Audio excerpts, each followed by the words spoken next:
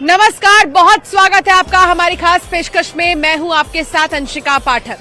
प्रधानमंत्री नरेंद्र मोदी महाकुंभ में पवित्र स्नान के लिए 5 फरवरी को प्रयागराज पहुंच रहे हैं।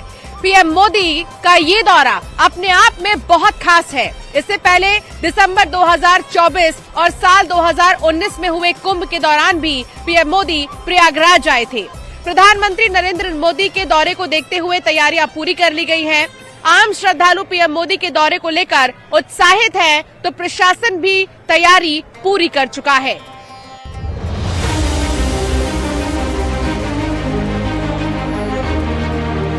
प्रयागराज की इस धरती पर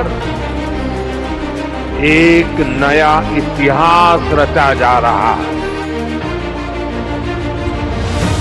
संगम नगरी प्रयागराज एक बार फिर प्रधानमंत्री नरेंद्र मोदी के स्वागत के लिए तैयार है। बुधवार 5 फरवरी को प्रधानमंत्री सुबह 10 बजे एयरफोर्स के विशेष विमान से प्रयागराज एयरपोर्ट पहुंचेंगे और वहां से सीधे डीपीएस हेलीपैड पर लैंड करेंगे। डीपीएस हेलीपैड से अरैल घाट और फिर वहां से महाकुंभ पहुंचेंगे और पवित्र स्नान करेंगे। 5 फरवरी को पीएम मोदी का संगम स्नान। महाकुंभ में संतों से भी कर सकते हैं मुलाकात। 2019 महाकुंभ में भी पीएम मोदी ने किया था स्नान। दिसंबर 2024 में भी प्रयागराज आए थे पीएम। महाकुंभ में सभी 3 अमृत स्नान संपन्न हो चुके हैं और लगभग 38 करोड़ श्रद्धालु स्नान कर चुके हैं। आम लोगों की भीड़ अब भी महाकुंभ पहुंच रही है। वहीं प्रधानमंत्री के दौरे की तैयारी पूरी कर ली गई है। देश के प्रधानमंत्री नरेंद्र मोदी बुधवार 5 फरवरी को एक बार फिर से संगम नगरी प्रयागराज के दौरे पर आ रहे हैं। प्रधानमंत्री के इस दौरे को लेकर तैयारियां पूरी कर ली गई हैं। पीएम मोदी 10:05 पर बमरौली एयरपोर्ट पर पहुंचेंगे और यूपी के सीएम योगी आदित्यनाथ उनकी अगवानी करेंगे। वहां से प्रधानमंत्री मोदी सीधे अरैल डीपीएस हेलीपैड आएंगे और वहां से प्रधानमंत्री मोदी अरैल घाट पर आएंगे, जहां से वो संगम त्रिवेणी में स्नान करने के लिए जाएंगे और गंगा पूजन करेंगे। उनके साथ सीएम योगी आदित्यनाथ मौजूद रहेंगे। 11 बजे से 11:30 बजे का कार्यक्रम प्रधानमंत्री का आरक्षित रखा गया है। इसके अलावा वो कुछ अन्य कार्यक्रमों में भी शिरकत कर सकते हैं। खास बात यह है कि 11:45 पर प्रधानमंत्री दोबारा निषाद राज क्रूज के जरिए अरैल जाएंगे और वहां से वो बमरौली एयरपोर्ट के लिए रवाना हो जाएंगे और 12:30 बजे वायुसेना के विमान से वो दिल्ली के लिए रवाना होंगे। तो कुल लगभग 2.5 घंटे तक वो संगम नगरी प्रयागराज में रहेंगे और विभिन्न कार्यक्रमों में शिरकत करेंगे। प्रधानमंत्री नरेंद्र मोदी महाकुंभ में स्नान करेंगे। संगम नगरी उस पल के लिए बेसब्री से इंतजार कर रही है। महाकुंभ में पहुंचे श्रद्धालु भी इस बात से उत्साहित हैं कि पीएम मोदी प्रयागराज आ रहे हैं। सभी लोगों में बहुत उत्साह है और जैसे आप लोग देख सकते हैं कि कितने सारे लोग इस बार आए हैं और कितने विभिन्न देशों से कितने लोग आए हैं। तो और बहुत ही अच्छा अरेंजमेंट किया गया है। मतलब अगर हम लोग देखें तो कोई भी परेशानी किसी को नहीं है। सब लोग जो है एक स्पिरिचुअल एनवायरनमेंट है और सब लोग जो है इस एनवायरनमेंट को बहुत एंजॉय कर रहे हैं। और मोदी जी के ने मतलब उनका एक विजन था जिसकी वजह से ये सारा कुछ हो पाया और सब बहुत ही अच्छी तरीके से हो पाया है। हमारे प्रधानमंत्री मोदी जी जो आ रहे हैं ना, इसमें पूरे सब जगह जो है एक खुशी की लहरें सनातनियों में कि हमारे देश का प्रधानमंत्री हमारे साथ संगम नहाने आ रहा है और ये हम सबके लिए बड़ी खुशी की बात है। और जो व्यवस्थाएं हैं, जो योगी सरकार ने और बीजेपी डबल इंजन की सरकार ने जो काम किया है यहाँ पे, चाहे वो सफाई का काम हो, शौचालय का काम हो, सड़कें हो, रात्रि की सफाई हो, दिन रात सारे कर्मचारी लगे हुए हैं। किसी भी पब्लिक को कोई दिक्कत नहीं है। जो व्यवस्थाएं हैं गवर्नमेंट की वो सब बढ़िया जा रही हैं। अरे हमारे देश के प्रधानमंत्री हैं और संगम नगरी में आ रहे हैं, ये मानवता के लिए बहुत बड़ा संदेश है और उनकी वजह से ही तो कुंभ हो रहा है ना। कितनी खुशी की बात है कि कल हम सारे लोग जो है, हम पूरे देश और प्रदेश सभी लोग जो है वो उनका हार्दिक स्वागत करते हैं कि वो आए और कम से कम हमारे लोगों से मिलेंगे, कृतार्थ करेंगे हम लोग को और कोई अच्छा सा संदेश देंगे यहाँ से। मोदी जी और योगी जी के नाम से ही अंदर से ही उत्साह भर जाता है, क्योंकि सच में जैसा इंतजाम यहाँ देख रहे हैं कुंभ के लिए योगी जी और मोदी जी के होते हुए संभव हुआ है। हमें नहीं लगता कि और कोई होगा तो इस तरह से ये इंतजाम होगा। मतलब स्टेशन पे हम ट्रेन से उतरे और वहाँ पे जितने पुलिस कर्मी थे उन्होंने इतनी हेल्प की कि भाई जो लोग अंदर से उतर रहे हो तब भी बाहर वाले चलोगे ताकि कोई प्रॉब्लम ना हो। भीड़ को जो वहाँ पे वो बिल्कुल रुकने नहीं दे रहे थे, आगे बढ़ते जाओ, हर तरह से हेल्प कर रहे थे। ये पहला मौका नहीं है जब प्रधानमंत्री नरेंद्र मोदी प्रयागराज आ रहे हैं। साल 2019 में कुंभ के दौरान भी पीएम मोदी ने संगम में आस्था की डुबकी लगाई थी और दिसंबर 2024 में कई विकास कार्यों की सौगात प्रयागराज को दी थी। इस दौरान पीएम मोदी ने अक्षय वट समेत कई जगहों पर पूजा अर्चना की थी। प्रधानमंत्री जब भी प्रयागराज आते हैं तो यहाँ से कोई न कोई बड़ा संदेश देते हैं, इसके साथ साथ वो बड़ी सौगात भी देते रहे हैं। 2019 के कुंभ में भी प्रधानमंत्री मोदी फरवरी के महीने में आए थे और उस दौरान उन्होंने 5 स्वच्छताग्राहियों के पांव पखारे थे और यहाँ से सामाजिक समरसता का एक संदेश भी दिया था। इस बार भी माना जा रहा है कि जब प्रधानमंत्री मोदी प्रयागराज की धरती पर होंगे तो यहाँ से कोई बड़ा संदेश दे सकते हैं, क्योंकि जब वो 13 दिसंबर 2024 को प्रयागराज आए थे तो उन्होंने अक्षय वट का दर्शन पूजन किया था, बड़े हनुमान मंदिर में भी दर्शन पूजन करने गए थे। ये माना जा रहा है कि इस बार भी अक्षय वट और बड़े हनुमान मंदिर भी जा सकते हैं। हालांकि अभी कार्यक्रम में इसका उल्लेख नहीं किया गया है, लेकिन प्रधानमंत्री के दौरे को लेकर लोगों में भी खासा उत्साह है। खास तौर पर जो श्रद्धालु हैं, जो साधु संत हैं, वो प्रधानमंत्री के दौरे को लेकर खासा उत्साहित हैं और प्रशासन ने भी पीएम के दौरे को लेकर सभी तैयारियां पूरी कर ली हैं। मां गंगा के प्रति पीएम मोदी का खास लगाव है और प्रयागराज में तो गंगा, यमुना और अदृश्य सरस्वती का संगम है। जाहिर है महाकुंभ में संगम स्नान और प्रधानमंत्री मोदी का दौरा अपने आप में विशेष है। बहरहाल पीएम मोदी के महाकुंभ दौरे पर न सिर्फ प्रयागराज बल्कि पूरे देश की नजर है। Bureau report, news 18। मुख्यमंत्री योगी आदित्यनाथ मंगलवार को एक बार फिर प्रयागराज पहुंचे। भूटान नरेश के साथ मुख्यमंत्री योगी आदित्यनाथ ने संगम में स्नान किया। महाकुंभ आयोजन के दौरान मुख्यमंत्री योगी लगातार कई बार प्रयागराज पहुंच चुके हैं। मकर संक्रांति से पहले तैयारी हो या फिर कैबिनेट बैठक और वीवीआईपी दौरा, मुख्यमंत्री योगी हर मौके पर मौजूद रहे। मंगलवार को भी मुख्यमंत्री योगी ने प्रधानमंत्री के दौरे की तैयारी के बारे में जानकारी ली और साथ ही मुख्यमंत्री ने महाकुंभ दौरे से जुड़ी तमाम तैयारियों को लेकर अधिकारियों से बातचीत की। प्रशासनिक व्यवस्थाओं का भी उन्होंने जायजा लिया।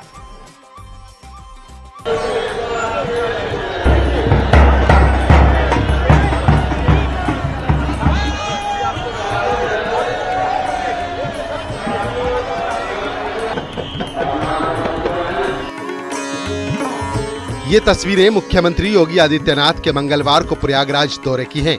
महाकुंभ की शुरुआत से लेकर अब तक सीएम योगी कई बार प्रयागराज दौरे पर आ चुके हैं।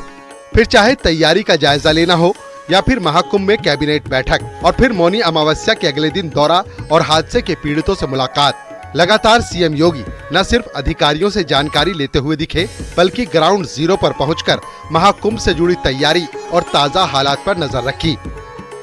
नवंबर 2022 में महाकुंभ से जुड़ी पहली बैठक, दिसंबर 2024 में पीएम के साथ विकास कार्यों की सौगात, 8 जनवरी को प्रयागराज का किया दौरा, 22 जनवरी को महाकुंभ में कैबिनेट बैठक, 30 जनवरी को हादसे के पीड़ितों से मुलाकात, 1 फरवरी को उपराष्ट्रपति के साथ पहुंचे महाकुंभ, 4 फरवरी को भूटान नरेश के साथ महाकुंभ पहुंचे। मैंने बार बार कहा कि महाकुंभ में 40 से 45 करोड़ श्रद्धालु इस पूरे महाकुंभ के आयोजन में भागीदार बनेंगे और मुझे बताते हुए ये भी प्रसन्नता है कि पिछले 22 दिन के अंदर इस महाकुंभ में 38 करोड़ श्रद्धालु अब तक यहां आ चुके हैं। अगले 22-23 दिन तक ये आयोजन और चलेगा। इन 22 दिनों के अंदर भी श्रद्धालुओं के आने की पूरी वो है। आज भी आप देख रहे होंगे, कल बसंत पंचमी अंतिम अमृत स्नान संपन्न हुआ। माघी पूर्णिमा 12 फरवरी को और महाशिवरात्रि 26 फरवरी को होगा। करोड़ों की संख्या में देश और दुनिया का हर श्रद्धालु आना चाहता है। महाकुंभ आयोजन के दौरान सीएम योगी के प्रयागराज दौरे अपने आप में बताते हैं कि हर बड़े और खास आयोजन की तैयारी सीएम ने खुद ही परखी और अधिकारियों को जरूरी निर्देश भी दिए। महाकुंभ के दौरान कई बार सीएम योगी प्रयागराज पहुंचे हैं। महाकुंभ 2025 जिस सबसे महत्वपूर्ण वजह से खास माना जा रहा है वो है मुख्यमंत्री योगी आदित्यनाथ की मेहनत। वह इस पूरे आयोजन को लगातार मॉनिटर कर रहे हैं। अगर मकर संक्रांति से लेकर अब तक की हम बात करें तो एक बात तो साफ है कि वह लगातार ग्राउंड जीरो पर मौजूद रह रहे हैं। मकर संक्रांति से पहले भी वो लगातार यहाँ तैयारियों का जायजा लेने आते रहे, लेकिन उपराष्ट्रपति का दौरा हो या फिर भूटान नरेश का दौरा, सब जगह पर मुख्यमंत्री योगी आदित्यनाथ लगातार मौजूद रहे। कैबिनेट बैठक में भी मुख्यमंत्री योगी आदित्यनाथ जी ने अपनी मौजूदगी से सबको प्रभावित किया। अब प्रधानमंत्री नरेंद्र मोदी का दौरा है और इस दौरे में भी मुख्यमंत्री जब उनके साथ होंगे तो यह बेहद खास हो जाएगा। और सीएम का प्रयागराज दौरा ही है कि महाकुंभ आने वाले श्रद्धालु सरकार की तारीफ करते नहीं थक रहे। दुनिया के सबसे बड़े आयोजन में व्यवस्थाओं को लेकर लगातार प्रशंसा की जा रही है। बार कुंभ पूरे होने के बाद 144 वर्ष बाद महाकुंभ आया है। इसकी व्यवस्थाएं माननीय उत्तर प्रदेश के मुख्यमंत्री योगी जी ने इतनी अच्छी व्यवस्थाएं की हैं। निर्देशन मोदी जी का निर्देशन देख करके मैं गदगद हूँ। आपको अच्छा लगा? हाँ, बहुत अच्छा लगा मुझे, बहुत अच्छा, बहुत अच्छा। कहाँ से आप कितने, मतलब कहाँ से, कितना दूर आना पड़ा? नंगे पाँव जा रहे हैं, कोई ऐसा नहीं लग रहा। हम सोच रहे हैं बस वही सीताराम जी को अपने उसमें रखते हुए चल रहे हैं हम लोग। बस देखो, बहुत अच्छी व्यवस्था है योगी जी की। हम ऐसा नहीं कहना चाहते हैं, जैसे हम नहीं आना चाहते थे तो भी देखा कि हम यार योगी जी की व्यवस्था में हम खुद मान रहे हैं कि नहीं, बहुत अच्छी व्यवस्था है। धन्यवाद योगी जी। मौनी अमावस्या पर लगातार 48 घंटे तक मेले के अधिकारियों से संपर्क में रहना, फिर वसंत पंचमी पर मॉनिटरिंग। सीएम योगी ने इस आयोजन के लिए न सिर्फ खुद को लगातार जोड़े रखा बल्कि प्रयागराज का दौरा भी किया। जाहिर है 26 फरवरी तक महाकुंभ का आयोजन है और माना जा रहा है कि सीएम के दौरे आगे भी जारी रहेंगे। Bureau report, news 18।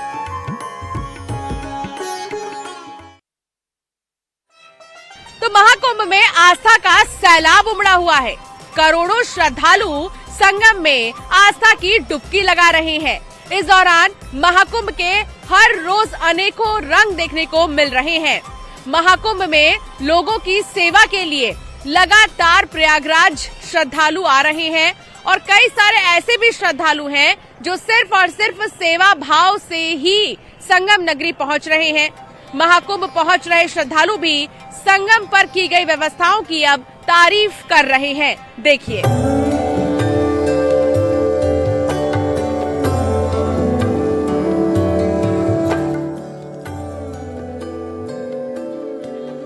तीर्थ नगरी प्रयागराज के त्रिवेणी संगम पर आस्था का सैलाब उमड़ा हुआ है। देश के कोने कोने से आए साधु संतों के साथ करोड़ों श्रद्धालु संगम में आस्था की डुबकी लगा रहे हैं। इस दौरान महाकुंभ के हर रोज अनोखे रंग देखने को मिल रहे हैं। महाकुंभ में लोगों की सेवा के लिए प्रयागवासी भी अपना कर्तव्य बखूबी निभा रहे हैं, जो अपने में महाकुंभ के अद्भुत रंगों में से एक है। तस्वीरों में दिख रहे ये युवा सेवा और समर्पण का अद्वितीय उदाहरण हैं। महाकुंभ में लगातार ऐसे श्रद्धालु भी पहुंच रहे हैं जो चलने में असमर्थ हैं, बुजुर्ग हैं या किसी को चोट लगी हुई है तो उन्हें उनकी मंजिल तक ये अपनी बाइक से पहुंचा रहे हैं। ऐसे लोगों के लिए जिनको कोई समस्या है, पैर में चोट लगी है, बुजुर्ग हैं, ऐसे लोगों के लिए वो अपने दोपहिया वाहन से लोगों को संगम तक पहुंचा रहे हैं या जो स्नान घाट है वहां तक पहुंचा रहे हैं। क्या नाम है आपका? हमारा नाम डॉक्टर गौरव पांडे सर। डॉक्टर गौरव पांडे, आप पीएचडी वाले डॉक्टर हैं या मेडिकल वाले? जी जी जी, पीएचडी वाले। कौन से विषय में पीएचडी है आपकी? सोशियोलॉजी, समाज शास्त्र, वही पढ़ के आज समाज की सेवा कर रहा हूँ। अच्छा, तो नौकरी वगैरह करते हैं आप? जी जी करता हूँ, नौकरी करता हूँ, लेकिन यहाँ उचित नहीं है बताना आपको, क्योंकि यहाँ सेवा के लिए मैं आया हुआ हूँ, तो सेवा ही करूँ वो ज्यादा बेहतर है। अच्छा, तो इनके पैर में हम अपने वीडियो जर्नलिस्ट मुनमुन सिंह जी से कहेंगे कि दिखाइए कि इनके पैर में चोट लगी हुई है। तो जी अभी फ्रैक्चर हुआ है, इनको अस्पताल से ले जा करके इनके जहां इनका रैन बसेरा वहां तक छोड़ने का काम करूंगा जी। अच्छा, स्नान कराया कि नहीं इनको? स्नान करने के दौरान इनका पैर फ्रैक्चर हो गया, जैसा कि इन्होंने बताया। अच्छा जी। मेरा कोई जान पहचान नहीं है इनसे, मैं इनसे 2 मिनट पहले तक इनको जानता भी नहीं हूँ। मैं लगातार ये सेवा मौनी अमावस्या से लेके आज तक, आज क्या अभी 2 दिन तक, आगे आने वाले 2 दिनों तक और करूंगा। प्रयागराज में सेवा और सामाजिक समरसता की अनुपम मिसाल लगातार देखने को मिल रही है। इस बीच महाकुंभ 2025 में आए तमाम श्रद्धालु योगी सरकार की ओर से की गई व्यवस्थाओं की तारीफ कर रहे हैं। महाराष्ट्र, मध्य प्रदेश, तमिलनाडु, छत्तीसगढ़, बिहार, उत्तर प्रदेश सभी राज्यों के लोग संगम में श्रद्धालुओं के लिए की गई तैयारियों की सराहना कर रहे हैं। और देखिए, तमाम ये जो श्रद्धालु हैं जो स्नान करके आए हैं, क्या नाम है, कहाँ से आए हैं? हम महाराष्ट्र से आए, नागपुर से। मेरा नाम बबन दशरथ कांबड़े है। आपने स्नान कर लिया? हाँ, कर लिया। कितने लोग आए हैं आप? हम 22 लोग। अच्छा, 22 लोग आए हैं। हाँ। कैसा व्यवस्था है, कैसी व्यवस्था है यहाँ? बहुत बढ़िया, बहुत अच्छी। हाँ हाँ, बिल्कुल कोई दिक्कत नहीं, कुछ नहीं। आप लोग ग्रामीण इलाके से आए हैं कि शहरी इलाके? शहरी इलाका से, नागपुर शहर में रहते हैं। जी, आप क्या करें? मैं वर्षा से आई है, गढ़चिरौली जिला। गढ़चिरौली जिला। हाँ, एमपी जबलपुर से हूँ। हाँ। जी हाँ। अच्छा, जबलपुर में तो बहुत अच्छा है भेड़ा घाट। नहीं तो ये भी तो अच्छा है। अच्छा, हाँ। जी हाँ, यहाँ मेरे को 25 साल आते हो गए। क्या 25 साल आपको आते हुए क्या परिवर्तन देखा आप? बहुत बड़ा परिवर्तन है। पहले गंदगी सारी चीजें जहाँ तहाँ सब घाटों पे होती थी, आज तो बढ़िया क्लीन है। हाँ। जी हाँ। अच्छा, मतलब ये सही बात आप बता रहे हैं, हम जाके चेक करेंगे। अरे आप अभी चलिए ना मेरे साथ, अभी चलिए मेरे साथ। पहले जो होता रहा ना, गंगा जी के किनारे बहुत ज्यादा गंदगी होती, ना टॉयलेट ना कुछ नहीं था, लेकिन आज इतना बढ़िया साफ सुथरा है। मैं किसी पार्टी से नहीं हूँ, मैं सिर्फ घंटी माला वाला आदमी हूँ। जो सही करेगा उसके जय बोलूंगा।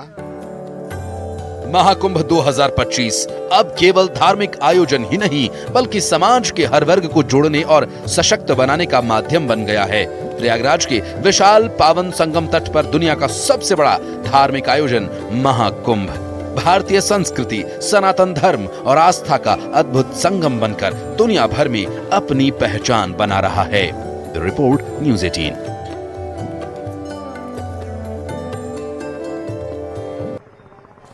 महाकुंभ में डायल 112 की टीम पूरी मुस्तैदी से सेवा दे रही है। कंट्रोल रूम में 24 घंटे अधिकारी कर्मचारी अपनी अपनी सेवा दे रहे हैं। महाकुंभ में आने जाने वाले श्रद्धालुओं को कोई परेशानी ना हो, इस बात का भी खास ख्याल रखा जा रहा है और समय समय पर श्रद्धालुओं से बातचीत भी की जा रही है। किसी भी समस्या में आप सबसे पहले मोबाइल फोन पर 112 डायल करते हैं। आज हम 112 डायल के ही संग्रहालय में मौजूद हैं। आइए आपको इस संग्रहालय के जरिए दिखाते हैं कि कैसे जब आप किसी भी मुश्किल परिस्थिति में 112 दबाते हैं तो कौन सी ऐसी चीजें हैं जो आपकी मदद के लिए तैनात रहती हैं। तो शुरुआत देखिए, ये बाइक, पुलिस की ये बाइक जिस पर वो आते हैं नेविगेट करके बाकायदा और आप तक पहुंचने की पूरी कोशिश करते हैं। ये वो तमाम इक्विपमेंट्स रखे हुए हैं यहाँ पर जिनके जरिए वो आपसे जुड़ते हैं, बातचीत करते हैं। वॉकी टॉकी के साथ ही देखिए ये वो तमाम ऐसी चीजें हैं जिनके जरिए वो आपसे कनेक्ट रहते हैं। कैमरा, जीपीएस सब कुछ इसमें लगा रहता है। इस बाइक को देखिए, हालांकि काफी हैवी बाइक है। और सर प्लीज आइए, कुछ बताइए इस बाइक के बारे में। क्या मतलब आप लोग के लिए कितनी कठिनाई होती है इतनी भारी बाइक को चलाने में और नेविगेट कैसे करते हैं आप लोग? नहीं, इसके लिए ड्राइवर रखे गए हैं। उन ड्राइवर जो है चलाते हैं गाड़ी, जो है हम लोग रहते हैं साथ में। तो जैसे गली वली में जाने के लिए बाइक ज्यादा सुटेबल होती है 4 व्हीलर की अपेक्षा। हाँ। अच्छा, तो कैसे नेविगेट किया जाता है, कैसे आप लोग इससे बात करते हुए जाते हैं, कंट्रोल रूम से कनेक्ट रहते हैं? कंट्रोल रूम से कनेक्ट भी रहता है और हमारे पास जीपीएस भी रहता है। जीपीएस के सहारे जाते हैं और कॉलर से अगर जैसे बात हो गई तो कॉलर से एड्रेस पता लेके तब भी हम पहुंचते हैं। तो आप ये देख रहे हैं जो ये बाइक है इसके जरिए कैसे जो छोटी छोटी गलियां अगर वहां से अगर कोई गुजरता है तो उनके लिए बहुत ज्यादा ये खास रहते हैं, खास साबित होते हैं। इसके अलावा और भी देखिए यहाँ संवेदनशीलता के साथ सहायता, यही कोशिश रहती है पुलिस की कि संवेदनशीलता के साथ वो सहायता करे, जिसको डिस्प्ले किया गया है, एक पोस्टर के जरिए बताया गया है कि आखिर प्रायोरिटी क्या रहती है। और तमाम जितने भी सोशल मीडिया अकाउंट्स हैं उनके जरिए भी पुलिस आप तक पहुंचने की कोशिश करती है।